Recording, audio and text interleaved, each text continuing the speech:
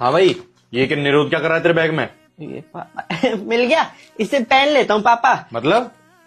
पापा वो हमारे स्कूल जो है मेन रोड पे है ना पापा, हमारा स्कूल। तो फिर? तो पापा वहां पे बहुत ट्रैफिक होता है पापा। अरे तो उससे इसका क्या मतलब है?